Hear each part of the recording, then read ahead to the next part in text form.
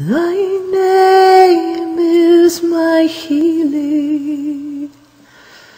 Oh, my God.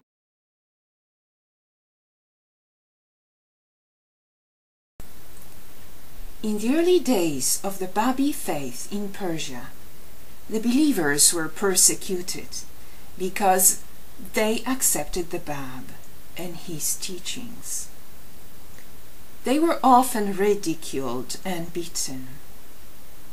One day, a believer was so badly beaten that he could barely drag himself to the outskirts of the town where, exhausted, he fell asleep and had a significant dream. In his dream he saw a great person. He was sure that this person was the promised one, foretold by the Bab. In his dream, the holy being called upon him to come to Baghdad.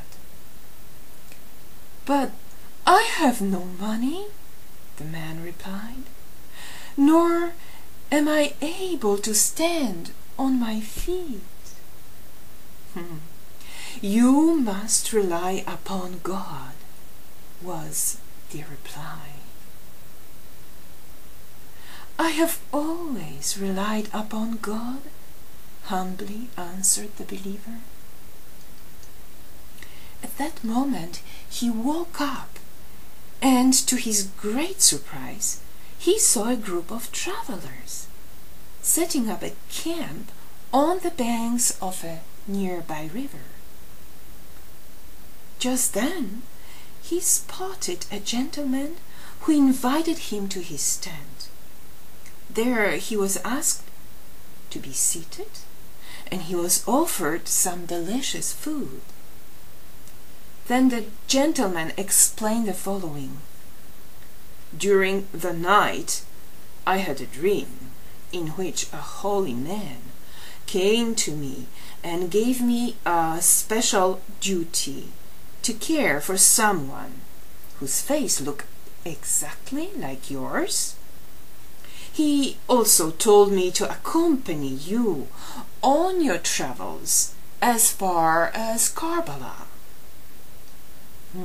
Next day they set off on their way.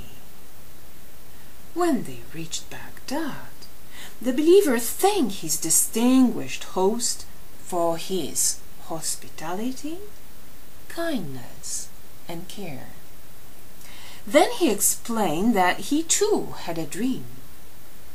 "A holy man commanded me to go to Baghdad, where a joyful surprise is waiting for me."